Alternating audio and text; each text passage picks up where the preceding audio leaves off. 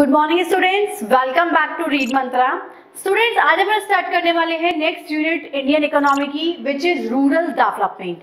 So now let's understand what is the meaning of rural development. Students, rural development means it refers to an action plan for the social and economic growth of rural areas.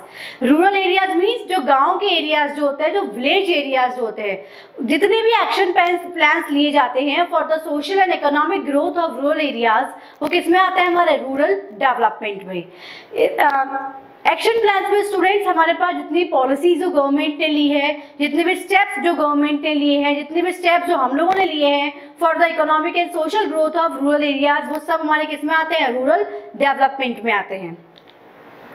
Students, rural development में हमें बहुत सारे challenges face करने पड़ते हैं।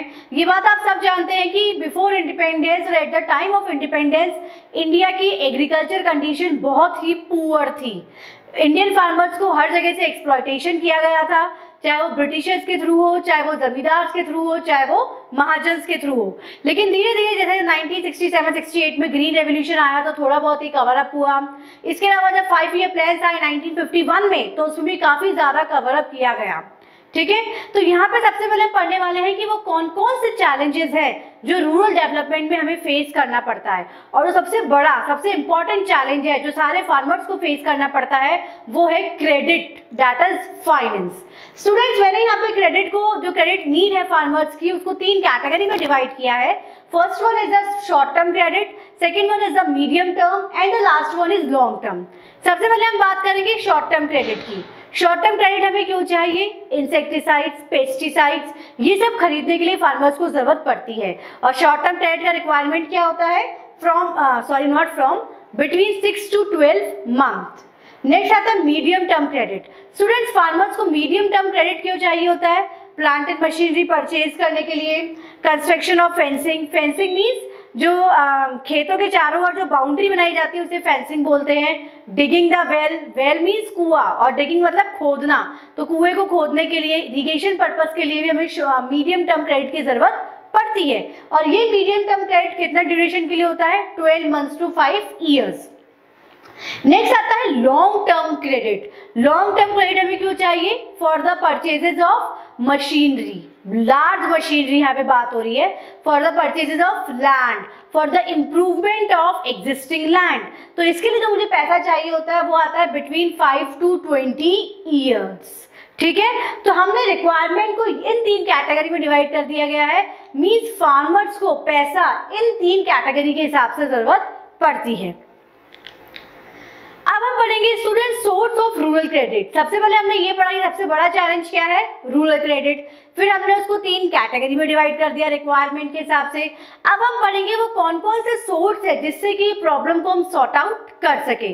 तो students, there are 2 sources. First one is the non institutional sources, another one is the institutional sources. सबसे पहले हम बात करेंगे नॉन इंस्टीट्यूशनल सोर्सेस की। नॉन इंस्टीट्यूशनल सोर्सेस में हमारे पास कौन कौन आता है? मनी लेंडर्स, ठीक है, जमींदार्स, विलेज ट्रेडर्स,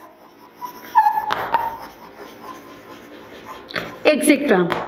ये हमारे पास आते हैं नॉन इंस्टीट्यूशनल सोर्सेज में। स्टूडेंट्स, 1950-51 जब हमारा फर्स्ट 5 ईयर प्लान आया था, तो उस टाइम पे 93% population means 93% of farmers were dependent on non institutional sources for their fund. Means money landers, जमींदार, विलेज ट्रेडर्स, इनसे जब पैसा लिया जाता है तो उन्हें हम क्या बोलते हैं? Non institutional sources. नेक्स्ट आता है इंस्टीट्यूशनल सोर्सेज।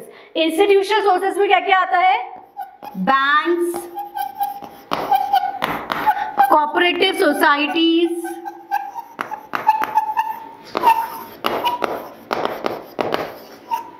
financial institutions,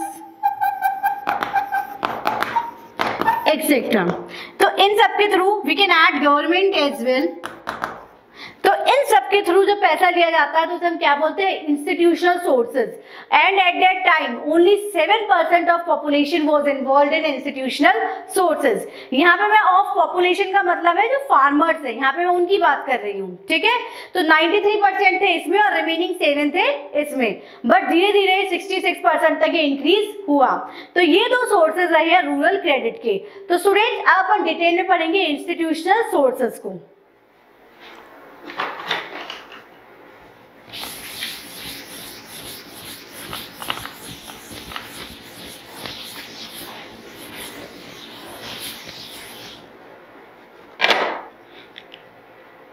जो फर्स्ट इंस्टीट्यूशनल सोर्स आता है वो आता है कोऑपरेटिव क्रेडिट सोसाइटीज, ठीक है। इसका मेन पर्पस क्या रहा है, timely and rapid flow of credit to the farmers. Farmers को जब जरूरत हो, जब पैसा उनके पास आ जाए और स्पीडली आ जाए और रुके नहीं। Next, elimination of the money lenders as credit agencies. Farmers directly आके कोऑपरेटिव सोसाइटीज से मिले और उनसे पैसा ले, ना कि मनी लैंडर्स जो बिचौलिया बीच में जो होते हैं उनसे मिले। उनको एलिमिनेट करना भी इसका पर्पस रहा है। Next, provision of adequate credit when required. देखो बच्चों, जब हमें किसी चीज की जरूरत पड़ती है, अगर जब नहीं मिले तो क्या मतलब है, एक कहावत है ना, चिड़िया चुग गई खेत तो अब क्या करें। तो वही चीज इसमें है, जब किसानों को जरूरत है पैसे की और अगर जब वो पैसा नहीं मिलता तो सब क्या है, वेस्ट है। तो कोऑपरेटिव सोसाइटी का मेन पर्पस यही है कि टाइमली और रैपिडली किसानों को पैसा प्रोवाइड करवाया जाए। Currently, cooperative accounts for 16 to 17% of rural credit flow. 16 to 17% rural credit में किसका कंट्रीब्यूशन है, कोऑपरेटिव क्रेडिट सोसाइटीज का। नेक्स्ट आता है student state bank of India and other commercial banks. Student SBI कब सेटअप हुआ था, 1955 में। जब गवर्नमेंट को ये चीज लगी कि कोऑपरेटिव सोसाइटी जो है वो पैसा पूरा प्रोवाइड नहीं करवा पा रही है या और ज्यादा हमें जरूरत है, जब गवर्नमेंट ने स्टेट बैंक ऑफ इंडिया को स्टेब्लिश किया, जिसका मेन पर्पस क्या था, रूरल क्रेडिट को फुलफिल करना। और इस चीज को देखते हुए इसको नेशनलाइज भी 1969 में कर दिया। इसी के साथ बच्चों और भी कमर्शियल बैंक्स खोले गए जिनका मेन पर्पस था कि ज्यादा से ज्यादा किसानों को पैसा प्रोवाइड करवाया जाए। नेक्स्ट आता है students regional rural bank and land development banks. RRB students जो इसका मेन पर्पस था इसको खोलने का, to promote the credit supplies, कि जो पैसा है वो इजीली फार्मर्स को प्रोवाइड करवाया जा सके, particularly in the remote areas and backward district. Students RRB का और लैंड डेवलपमेंट बैंक का जो मेन पर्पस था ना वो यही था कि जो बैकवर्ड एरियाज है, जो रिमोट एरियाज है, वहां पे पैसा प्रोवाइड करवाया जाए, किसानों को वहां तक पैसा पहुंचाया जाए, specially for the weaker section of the rural population. Specially उस पॉपुलेशन के लिए जो क्या है, weaker section of the society है। क्लियर?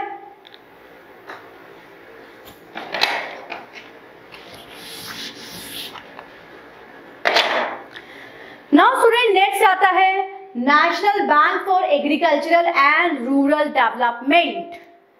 इसको हम शॉर्ट में बोलते हैं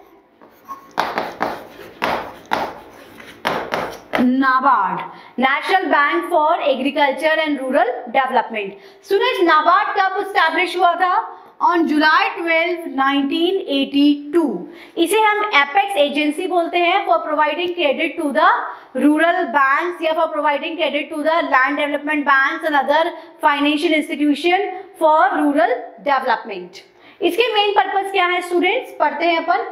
To serve as an apex funding agency, देखिए apex funding agency for the institutions providing credit in rural areas। उन सब इंस्टीट्यूशन को, जैसे सब बैंक्स का एपेक्स बैंक कौन है, आरबीआई, वैसे ही उन सारे इंस्टीट्यूशंस का जो कि रूरल डेवलपमेंट में पार्टिसिपेट करते हैं या फिर गांव में पैसा प्रोवाइड करवाते हैं, उनका एपेक्स बैंक कौन है, NABARD. NABARD is coordination with the state government provide agriculture, means NABARD जो है वो स्टेट गवर्नमेंट के साथ जितनी भी एग्रीकल्चर एजेंसीज है, इंस्टीट्यूशंस है, उनका एक कोऑर्डिनेशन बैठाता है। It undertakes research and development in agriculture and rural industries. The object of the NABARD can be brought under 3 major heads. वो कौन कौन से 3 मेजर हेड्स है, credit function, development function and promotional function. So students, NABARD is very important from the examination point of view also and for the rural development also. ठीक है, तो examination point of view के लिए भी important है और rural development के लिए भी important है. So इसके बारे में जितना हो सके उतना डिटेल डिस्क्रिप्शन पढ़े, स्पेशली इसके ऑब्जेक्टिव और इसकी डेट जो मैंने इस वीडियो में इंक्लूड करी है.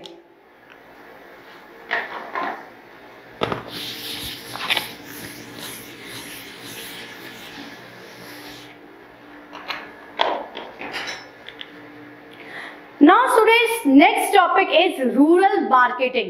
Rural marketing क्या होता है? Let's go through the definition first. Agricultural marketing may be defined as a process that involves gathering the produce, processing the produce, gathering, processing, grading, packaging, storing and selling. Marketing क्या होता है? Agriculture marketing क्या होता है? जितना भी production है पहले उस सबको क्या करना, गैदर करना, इकट्ठा करना, देन उसको प्रोसेसिंग करना, देन उसको ग्रेड करना according to the quality, then उसकी पैकेजिंग करना, देन इसको स्टोर करके रखना और जब ल्यूक्रेटिव प्राइस हो तो उसे मार्केट में बेचना. ये पूरी प्रोसेस क्या कहलाती है? Agricultural marketing. स्टूडेंट्स, इंडिपेंडेंस के टाइम पे एग्रीकल्चर मार्केटिंग फार्मर्स के लिए बहुत ही टफ टास्क होता था क्योंकि ये जितना ये प्रोसेस था ना वो सारा का मतलब मैं बोल सकती हूँ वो सारे प्रोसेस का एडवांटेज कौन ले जाता था? मनी लेंडर्स एंड जमींदार. क्योंकि फार्मर्स को फोर्सफुली क्या करना पड़ता था? Distress cell. डिस्ट्रेस सेल मतलब क्या होता है बच्चों? कि हार्वेस्टिंग के बाद जो भी उनका आउटपुट आया है उसे इमीडिएटली बेच देना. अब चाहे मार्केट प्राइस कुछ हो या ज्यादा हो या कुछ भी हो उससे कोई फर्क नहीं पड़ता. जमींदार का कर्जा चुकाने के लिए फार्मर्स को जैसे ही उसकी क्रॉप कटती उसके पास आती वो एज इट इज जो प्राइस जमींदार बोलता उसमें उसको बेच देता. तो इंडिपेंडेंस के टाइम पे एग्रीकल्चर मार्केटिंग का सारा एडवांटेज कौन लेके जाता था? जमींदार एंड मनी लेंडर्स. क्योंकि फार्मर का कोई रोल ही नहीं था, उनको तो कर्जा चुकाना होता था तो वो काट के लेके आते, उसको प्रॉपर रेडी करते और सारा क्रीम कौन ले जाता? जमींदार एंड मनी लेंडर्स. तो बच्चों, एग्रीकल्चर मार्केटिंग या एक regulated market for the agriculture marketing available करवाना एक बहुत ही बड़ा टास्क रहा है, एक बहुत ही बड़ा चैलेंज रहा है गवर्नमेंट के लिए. So measures initiated by the government to improve the agriculture marketing या marketing system. तो इस प्रॉब्लम को देखते हुए गवर्नमेंट ने कौन कौन से स्टेप्स लिए मार्केटिंग सिस्टम को इम्प्रूव करने के लिए वो हम स्टडी करेंगे. First, regulated market. Students, government ने रेगुलेटेड मार्केट बनाना स्टार्ट किया, प्रॉपर कमिटीज बनाना स्टार्ट किया, उसके मेंबर्स बनाए गए. उसके मेंबर्स जो थे वो गवर्नमेंट अपॉइंट करती थी, उसके अंदर प्राइस फिक्स होती थी, फार्मर्स का एक्सप्लॉयटेशन नहीं हो, ये सब चीजें बनाई गई.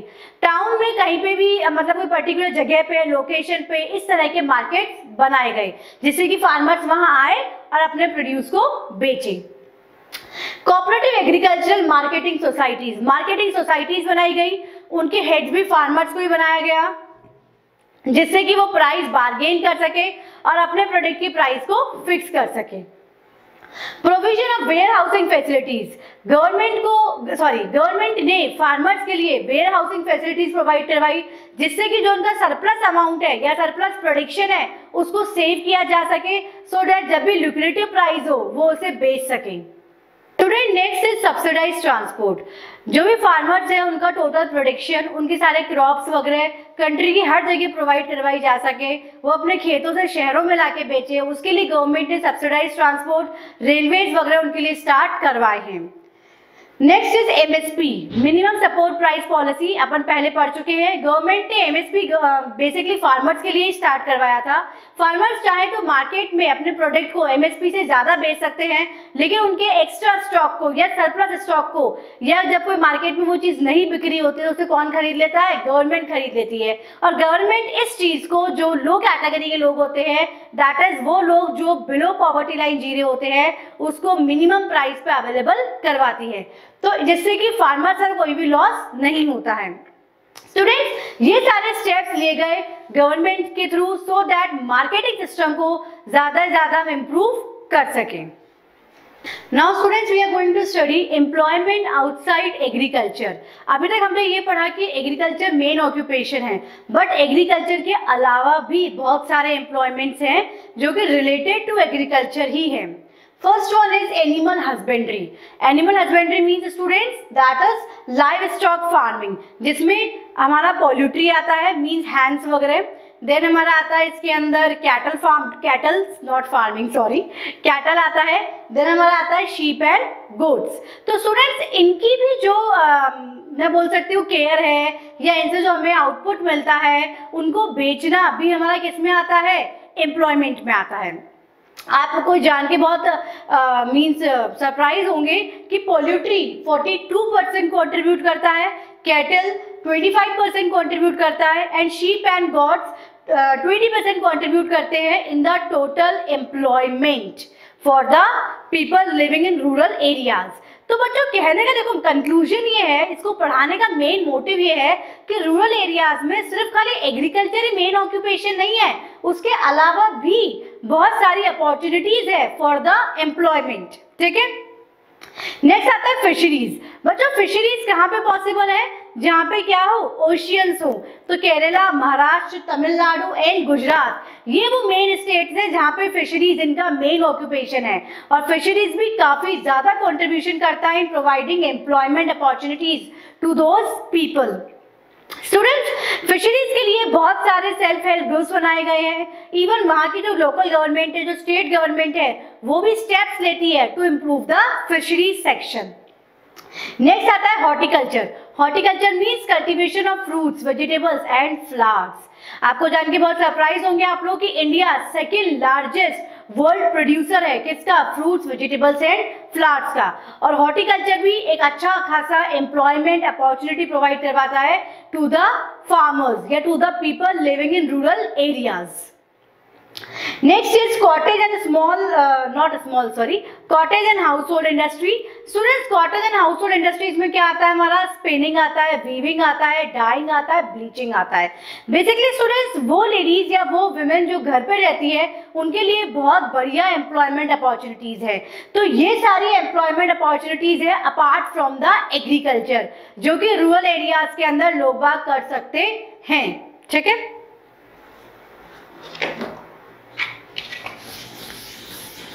next topic is organic farming and sustainable development.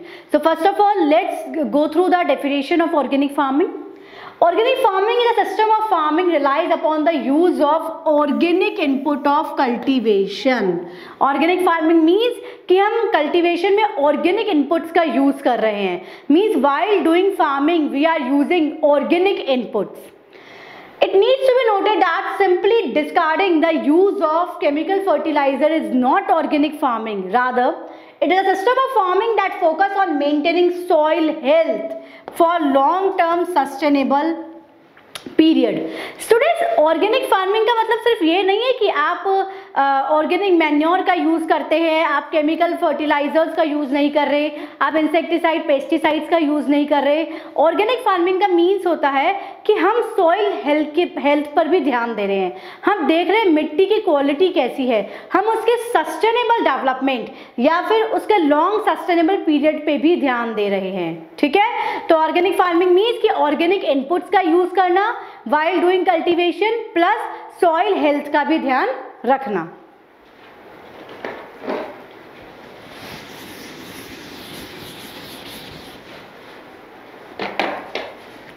Now come to why organic farming. Organic farming क्यों हम कर रहे हैं, इसके क्या सिग्निफिकेंस है, इसकी क्या इंपॉर्टेंस है। First, discard the use of non renewable resources. बच्चों ऑर्गेनिक फार्मिंग जो नॉन रिन्यूएबल रिसोर्सेज हैं इनका यूज करने के लिए मना करती है, like petroleum and all, mean जितने भी नॉन रिन्यूएबल रिसोर्सेज हैं उनको यूज करने के ये अगेंस्ट है। Next, environment friendly. Organic farming कैसी होती है, एनवायरमेंट फ्रेंडली। ये एनवायरमेंट को कोई नुकसान नहीं पहुंचाती है, कोई इंसेक्टिसाइड पेस्टिसाइड केमिकल फर्टिलाइजर इसमें यूज नहीं होते हैं, तो जो इससे आउटपुट आता है वो भी कैसा होता है, एकदम प्योर। प्लस ये किसी भी तरह का पोल्यूशन, चाहे वो वाटर पोल्यूशन हो चाहे वो सॉइल पोल्यूशन हो, उसे नहीं स्प्रेड करती है। Next sustains soil fertility. Students, organic farming का मेन पर्पस ये भी है कि वो मिट्टी की फर्टिलिटी को मेंटेन करके चलती है। मींस मिट्टी में जान बना के रखती है, उसको लॉन्ग टर्म यूज के लिए रखती है। ऐसा नहीं है कि एक बार हमने काम में लिया था वो बेकार हो गई, इस तरह से नहीं, उसकी फर्टिलिटी को सस्टेन करके रखती है। Next, healthier and tastier food. अगर आप देखेंगे तो जो ऑर्गेनिक फ्रूट्स होते हैं, ऑर्गेनिक वेजिटेबल्स होते हैं, इनका स्वाद, इनका टेस्ट डिफरेंट होता है as compare to non organic. Inexpensive technology for the small and marginal farmers. Small and marginal farmers के लिए एक इनएक्सपेंसिव टेक्नोलॉजी है, they can easily afford it. तो स्टूडेंट्स, यहाँ पे हमारा चैप्टर रूरल डेवलपमेंट फिनिश होता है। अगर आपको मेरा वीडियो अच्छा लगा प्लीज़ इसे लाइक करें, हमारे चैनल को सब्सक्राइब करें, नीचे अपने सजेशंस देना नहीं भूलें। Thank you and have a nice day.